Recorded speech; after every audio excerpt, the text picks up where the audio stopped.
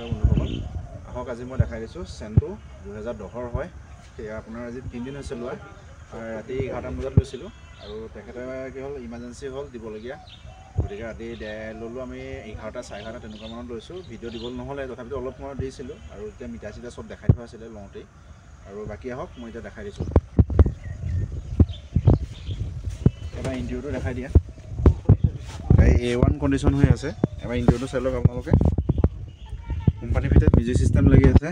আৰু 54,000 চলিছে আৰু গাড়ী ইণ্টেৰিয়ৰ চাওক এবাৰ গাড়ী A1 কণ্ডিশ্যন ইয়াত খালি পাৱাৰ উইণ্ডো নাহে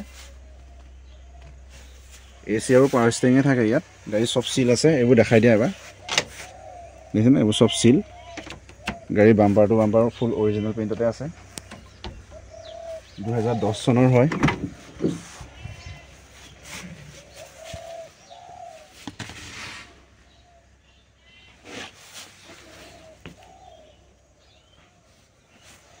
একবাৰ দেখা দিয়া চিলটো দেখা দিয়া দেখিছেনে এইবোৰ চিল হৈ আছে সব জেনুইন আছে কালাৰ অৰিজিনেল পেইণ্টত আছে বাম্পাৰটো বাম্পাৰ আছে এইখিনি এটা স্কেচ আছে যদি আপোনালোকক প্ৰয়োজন হয় মই মৰাই দিম এই স্কেচটো বাকী গাড়ীত ক'বলগীয়া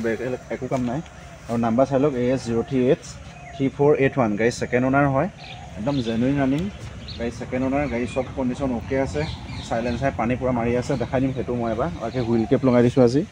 টায়াৰ গোটেইকেইটা অ'কে কণ্ডিশ্যন দেখাই দিয়া চব চিল 4খন দৰ্জা পুৰা চিল হৈ আছে ক'তো একোৱেই নাই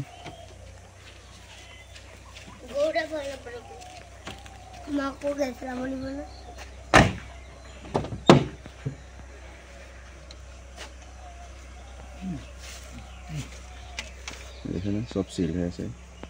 চব চিল আছে গাড়ীখনৰ লগত দুটা চাবি পাব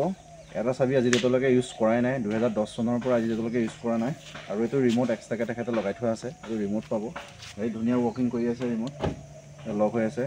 আৰু এইটো আনলক হৈ আছে আৰু আগলৈ আহক সুন্দৰকৈ এবাৰ লুকছটো দেখাই দিয়া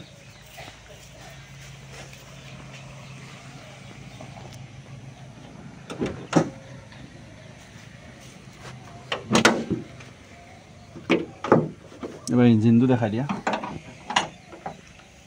ইঞ্জিনৰ কিবা লিকেজ বুলিবলৈ একো নাই আৰু এপ্ৰন দুইটা চিল হৈ আছে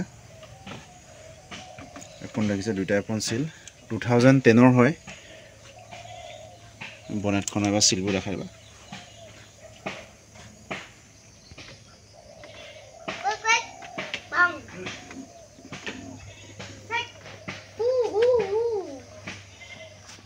আৰু গাড়ীখনৰ কাগজপত্ৰ আপডেট আছে 2030 জুন মানলৈকে আপডেট কৰি থোৱা আছে সেইটো চিন্তা কৰিবলগীয়া একো নাই ইঞ্চুৰেঞ্চ আপডেট আছে পলিউশ্যন আপডেট আছে আৰু 2030লৈকে আপোনাৰ টেক্স ফিটনেছ এইবোৰ আপডেট হৈ আছে এইবোৰ আৰু কৰিবলগীয়া একো কাম নাই আৰু গাড়ীখন একদম জেনুইন ৰেট ৰাখিছোঁ এনেকুৱা কণ্ডিশ্যনৰ গাড়ী আপোনালোকক এইটো ৰেটত কোনো দিব নোৱাৰিব মই ৰাখিছোঁ অনলি 125 ৰাখিছোঁ তাতে ইনক্লুডিং RC ট্ৰান্সফাৰ থাকিব আৰু আপোনাৰ এইবোৰে লাইট ইয়াত বেলেগ ধৰণৰ লাগি আছে সেইটো মই এবাৰ দেখাই দিম এইটো অকণ মডিফাই আছে এবাৰ দেখাই দিছোঁ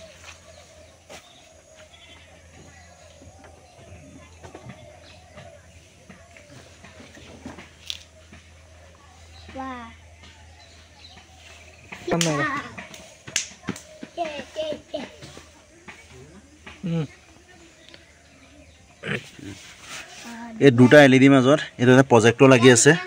আৰু গাড়ী কণ্ডিশ্যন টিপটপ আছে তেখেতে অলপ মডিফাই কৰি থৈছিলে আৰু গাড়ীৰ ক'বলগীয়া একো নাই গাড়ী চাবলগীয়া একো নাই আপোনালোক আহক মেকানিক লৈ আহক লাগিলে আৰু গাড়ী ডাইৰেক্ট পাব আৰু এইখন আছে নিছান মাইক্ৰা এখন লৈ আহিছোঁ এইখনো বহুতে কথা পাতি আছে ফাইনেন্সৰ কাৰণে ফাইনেন্স নকৰোঁ এইখনত ফাইনেন্স নকৰোঁ এইখনত আৰু এইখনো পাই যাব আপোনালোকে এখন ওচৰত আহিব কিবা এটা মই এইখনো চাই দিম আপোনালোকক 2 লাখ কৈছিলোঁ মই এইখনো 195ত দি দিম এবাৰ এইবোৰ চিটিবোৰ ধুনীয়াকৈ এবাৰ দেখাই দিবা লাষ্ট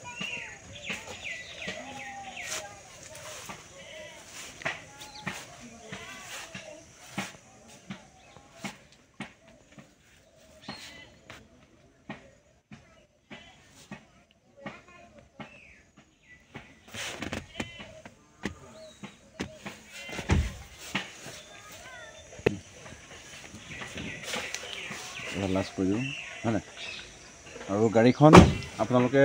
পাব যোৰহাট। আপোনালোকে আহিব লাগিব যোৰহাট মাললী বাইপাছ, সেইখিনিৰ পৰা মোৰ লগত আপোনালোকে আহিব লাগিব। 4 কিলোমিটাৰ আহিব, 4.5 কিলোমিটাৰ তেনেকুৱা আহিব লাগিব।